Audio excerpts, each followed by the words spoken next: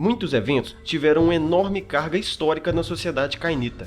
Porém, este em específico apresentou aos tempos modernos como a Camarilla joga suas cartas para poder dominar um território.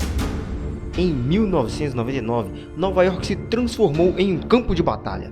Hoje, estamos aqui, eu, João Vitor, junto com Luiz Felipe, para apresentar neste Story News a Batalha de Nova York. Conquistar Nova York e expulsar os indesejados membros do Sabá foi algo trabalhoso e que levou muito tempo para ser feito. Nós contaremos como foram os preparativos para as noites culminantes que resultariam no domínio da cidade e toda a estratégia criada pela Camarilla para tornar este ano tão marcante.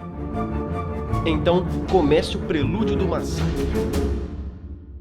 Primeiro, você tem que entender que a cidade não caiu da noite para o dia. A presença da Camarilla em Nova York não era tão forte quanto em Manhattan. Por isso, locomover cainitas para dentro e fora da cidade foi bem trabalhoso. E é claro, o Sabá jamais entregaria de bom grado. Até mesmo aos independentes a Camarilla teve de recorrer. Primeiro, vamos citar os Ventrus e seu papel fundamental nesta batalha.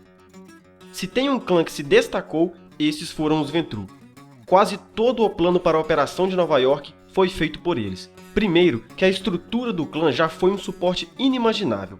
Pense, em um clã hierárquico como este, onde uma cria sempre é comandada por alguém e esse alguém é dominado por outro alguém, logo grande parte dos Ventrus estavam na casa da Camarilla, mesmo membros de fora da cidade. Eles sabiam que jogar um bando de Brujah contra o Sabá jamais funcionaria. Isso exigiu planejamento, inteligência e estratégia. Vamos a alguns nomes. Queen Anne Bolesley, Princesa de Londres, compartilhou com uma enorme quantia de dinheiro para financiar tudo. Claro, ela não foi a única a ajudar financeiramente. Algo em torno de alguns bilhões de dólares foram gastos nisso tudo. Queen Anne tinha muito interesse em Nova York e ela avisava que todo esse investimento traria retorno para o futuro, até mesmo em seus domínios em Londres, pois ela sabia que Nova York era financeiramente próxima de Londres. Seu investimento foi necessário para balançar a economia italiana, mas isso fica para daqui a pouco, assim que os independentes entrarem. Fabrizio Ulfila. Já ouviu falar? Não? Ficaria surpreso ao conhecê-lo. Tendo seus milhares de anos, sim, milhares de anos, ele é um Matusalém que as pessoas até duvidam que seja um real. Um Ventru tão entranhado na Igreja Católica que dizem que se ele piscar os olhos pode salvar centenas de vidas. Ele veio trazendo uma grande contribuição financeira, assim como na construção do plano envolvendo a Diocese de Nova York. Ulfila espalhou um boato de que uma forte atividade dos vampiros estava sendo feita para o renascimento de Nova York. Isso chamou a atenção da Sociedade de Leopoldo, que basicamente é a Inquisição da Era Moderna. Logo eles muniram membros da igreja com um grande estoque de água benta e crucifixos, membros de fé verdadeira. Essa informação desestabilizou grande parte dos membros do Sabá, fazendo membros importantes se esconderem com medo do punho de Cristo. A atenção do Sabá agora deveria ser redobrada ao sair nas ruas, pois eles não queriam dar de cara com a Camarilla montada sob a igreja como se fossem cavaleiros em seus cavalos brancos. Na linha de frente, temos Jan Peterson. Ele agiu em conjunto com os Giovanni para conseguir colocar os membros da Camarilla dentro da cidade sem que o Sabá percebesse. É claro, eles estavam sendo coordenados por Micaela, Ventru responsável para fazer com que o ritmo de dentro de Nova York batesse na mesma frequência do lado de fora. Peterson foi o responsável por lidar com os Setitas também. Ele entregou uma vitae feita pelos membros da Camarilla para que os Setitas ficassem responsáveis por espalhar eles pelos membros do Sabá, dizendo que este era o vitae de um Matusalém. Nem mesmo o próprio Peterson sabia a origem dessa vitae. Seria talvez de algum neófito ou algo feito pelos Tremé, quem sabe. Esse acordo entre os independentes ficará mais bem descrito logo à frente. Peterson também ficou responsável por fazer com que os Ventru trabalhassem em uma comunicação perfeita entre si, para que não houvesse qualquer atraso nos tempos de resposta. A Justicar Ventru Lucinda basicamente fez todas as táticas funcionarem, com a ajuda do Justicar Cock Robin do clã Nosferatu e também do Justicar Tel Bel, que foi o responsável pelas tropas do campo de batalha. Era mais ou menos uma média de uns 300 vampiros de cada lado, então já dá para imaginar o trabalho que esses caras tiveram para coordenar tudo de maneira funcional. O plano em ação. Coordenar centenas de vampiros não é fácil.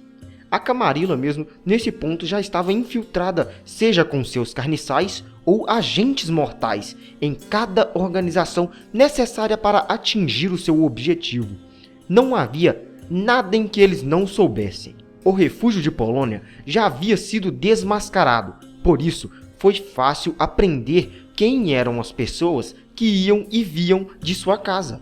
E a partir desses caras, a Camarilla conseguiu descobrir que ele guardava segredos com os bispos do Sabá. Conheceram vários Price e até mesmo alguns templários que serviam a ele. Com os padrões montados, a Camarilla interceptava e alterava cartas que eram trocadas entre os membros do Sabá. Em um desses casos, eles indicaram a localização falsa para que um grupo pequeno do Sabá fosse enviado para uma emboscada. Ao chegar em um apartamento que os estavam esperando, era nada mais nada menos que Telbel, assistindo uma série e limpando a sua shotgun. Já as contas financeiras foram um pouco mais trabalhosas para que a Camarilla pudesse manipular. Porém, eles conseguiram escavar diversos portfólios e descobrir que diversas companhias estavam no nome do Sabá, quase sempre de Las Sombras ou Tsimice. Os Ventrue, com a ajuda de alguns outros membros, então tiveram apenas que usar seus investidores para fazer com que eles revirassem de cabeça para baixo os acionistas dessas empresas do Sabá, diminuindo assim o valor das ações deles, deixando eles com milhares de dólares abaixo do rendimento. Isso quando eles não podiam sequer nem tocar no seu próprio dinheiro. Os serventes civis também fizeram a sua parte. A Camarilla já tinha todo o mapeamento dos esgotos em suas mãos. Tinham também a polícia para prender os membros coligados com o Sabá e tinham os juízes para apoiar as suas causas. Isso tudo, com o auxílio dos Giovanni, acabou ficando impecável, nos levando para a próxima etapa.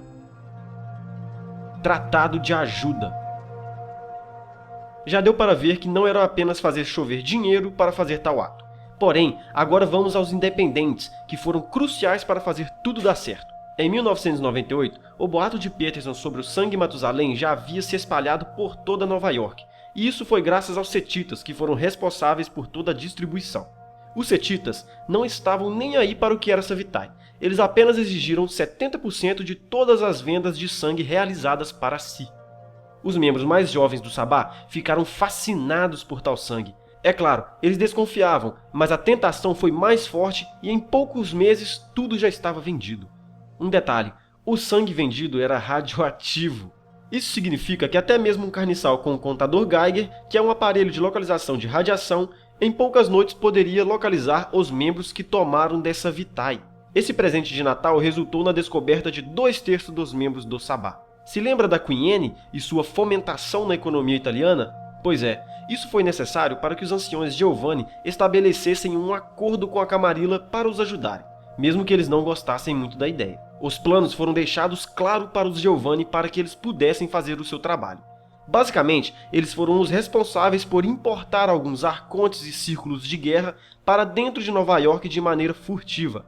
Eles entraram de todas as maneiras, seja por containers, em navios ou cargas de caminhões. O Sabá não conseguia vigiar cada prédio ou fechar cada rua de Nova York para achar os membros da Camarilla. Todos os negócios da Camarilla dentro da cidade foram feitos através de humanos manipulados de várias maneiras, ou seja, o Sabá não conseguia ligar nada à Camarilla. Até mesmo os Ravenos fizeram sua parte para apoiar a Camarilla. Eles foram responsáveis por desviar a atenção dos membros do Sabá. Cardeal Polônia e os membros do Sabá ficaram tão ocupados limpando a bagunça que os Ravenos faziam que isso desviou a atenção deles da Camarilla. Fora que eles reuniam informações importantes deixando a Camarilla sempre atualizada do posicionamento do Sabá. Os independentes foram extremamente necessários para o sucesso dessa guerra. O golpe de Estado. As forças invisíveis estavam montadas, agora era hora de uma virada. Os cainitas estavam alinhados para atacar Nova York. Membros que simpatizavam da causa ou simplesmente tinham fortes rancores contra o Sabá vieram de outros cantos para ajudar. Grupos de Jersey, membros atravessados do Texas, Califórnia e Londres estavam na Grande Maçã para cooperar. Agora, com quase 400 membros raivosos e honrados, estavam dispostos a levar a fúria da Torre de Marfim contra os membros da Espada de Caim.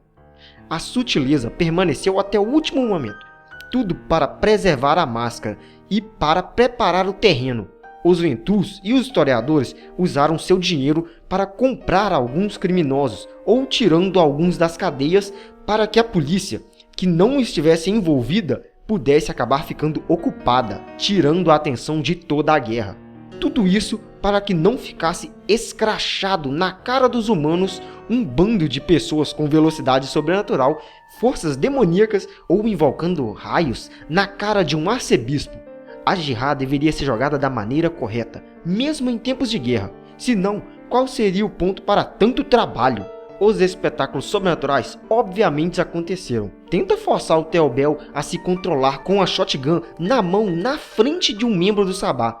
Era difícil.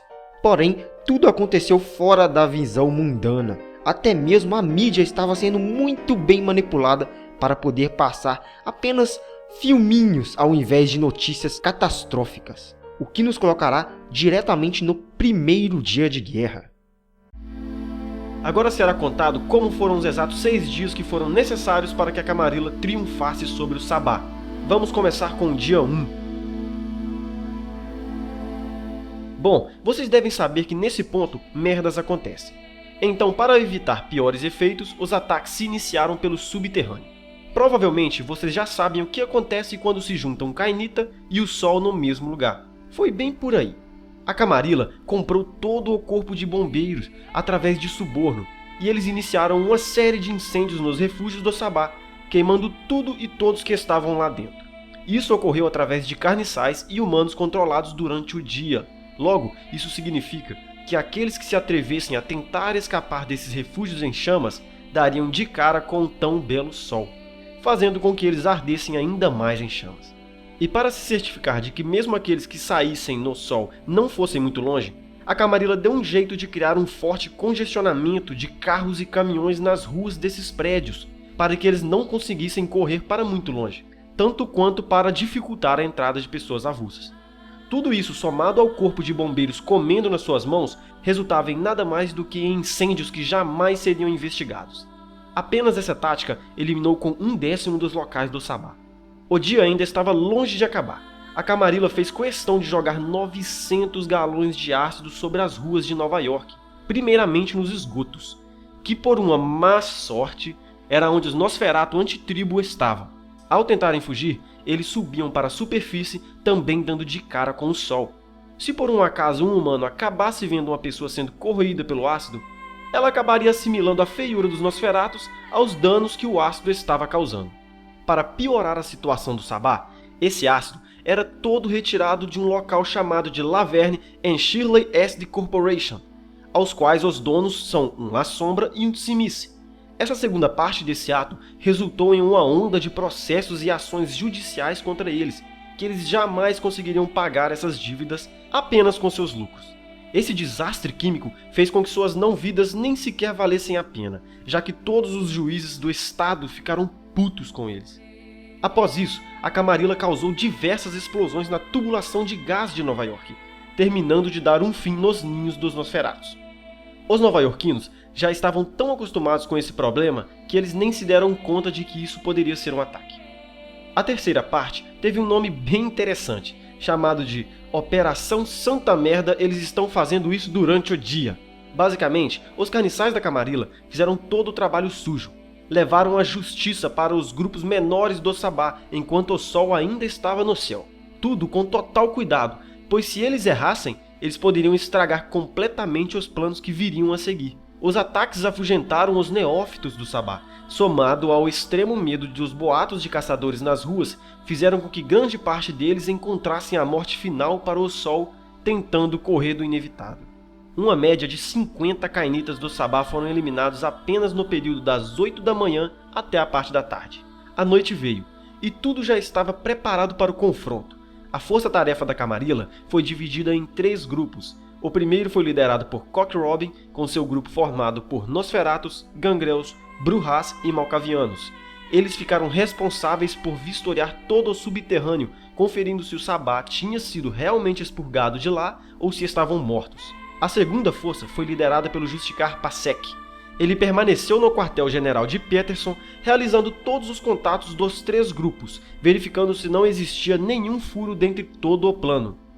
Dentro da equipe, o Justicar Telbel liderou a Força da Superfície, o maior grupo de batalha de vampiros. Alguns dizem que Telbel iria perdoar qualquer um que voltasse das batalhas com veios negros em suas auras, para ver a que ponto chegou a coisa toda. Tiroteios e acidentes foram registrados em todos os pontos onde o grupo de Telbel se encontrava. A terceira força veio pelo ar, comandada por Lucinde, com helicópteros varrendo o céu, com cainitas portando equipamentos de visão infravermelho para informar para as equipes terrestres a localização de qualquer cainita suspeito. Seus esforços foram extremamente focados em refúgios que eram da maior milícia do Sabá, a Mão Negra, pegando eles de surpresa. Até o final da noite, metade do Sabá já havia sido eliminado, em comparação a Camarilla, que perdeu apenas alguns neófitos e alguns carniçais, o que valeu muito a pena em estatísticas de batalha. Dia 2. O segundo dia foi mais um jogo de gato e rato. O Sabá não sabia para onde se direcionar enquanto eles viam seus membros virarem cinzas. A primeira tática da noite foi chamada de varredura de rua. Isso para que eles pudessem contabilizar e analisar os estragos causados no Sabá e não deixarem nada para trás. Cock Robin e Telbel ficaram responsáveis por essa parte. Os Tremere, munido com 5 capelas andando pelas ruas de Nova York, tiveram a chance de colocar suas mágicas em ação. Qualquer sucata de informação deixada para trás era obtida por eles e transformadas em sua localização. Isso fazia parte de um de seus rituais, usando itens para localizar seus donos. E foi assim, com a ajuda de Lucinde, que eles conseguiram achar mechas do cabelo de um membro chamado Simon Orozco. Ele era o braço direito de Polônia. A equipe de Lucinde o encontrou e jogou o cara no meio dos trilhos que vão para Hartford. Não sobrou nem cinzas dele, a não ser as que estavam agarradas nas rodas do trem. O resto da noite ficou por conta das interceptações de ligações para conseguir tirar ainda mais informação dos planos de Polônia. Vamos pular então para o terceiro dia.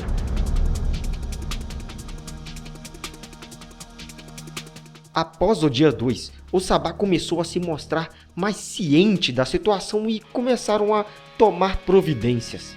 Dizem que em uma das ligações interceptadas, eles conseguiram ouvir Polônia dizer as seguintes palavras: ancião poderoso, o que era a última coisa que a Camarilla gostaria de ouvir.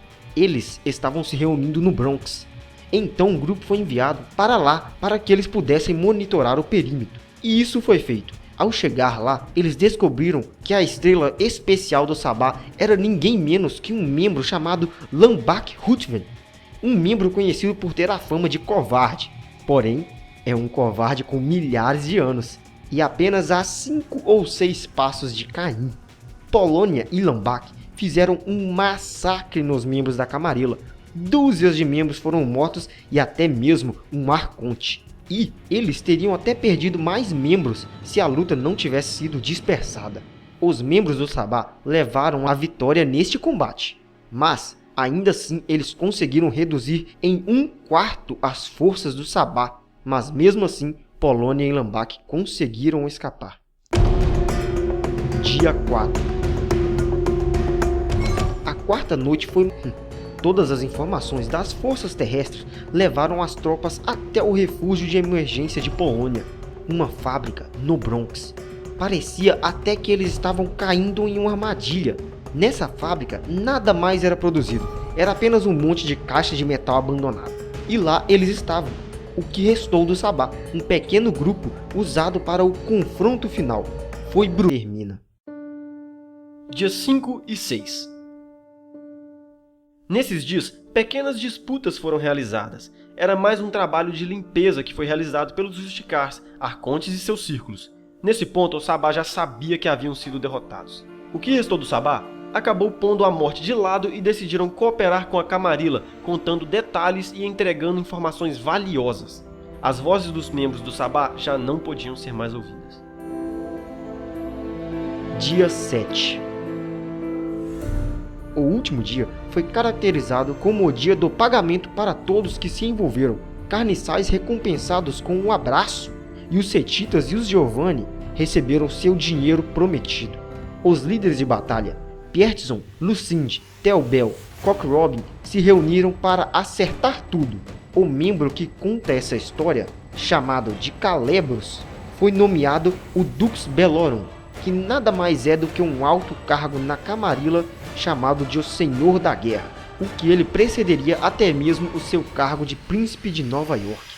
Um próximo grande conclave já estava sendo debatido e tudo estava entrando nos eixos novamente, por enquanto. Muito bem, agora vocês já sabem como foi todo o desenrolar de toda essa briga marcante que fez com que a Camarilla tomasse posse da Grande Maçã. E temos aqui para vocês uma surpresa também. No nosso blog nós temos mais detalhes dessa guerra. Você vai acessar aqui no link da descrição e vai ler essa matéria onde você terá um complemento muito maior e a tradução completinha de tudo que a gente falou aqui, que foi retirado diretamente do livro Nova York by Night. Muito obrigado pela atenção, compartilhe com seus amigos, curta e comente aqui o que mais vocês gostariam que nós abordássemos de Vampiro à Máscara aqui na RPG Brasil. E por enquanto é só isso, valeu!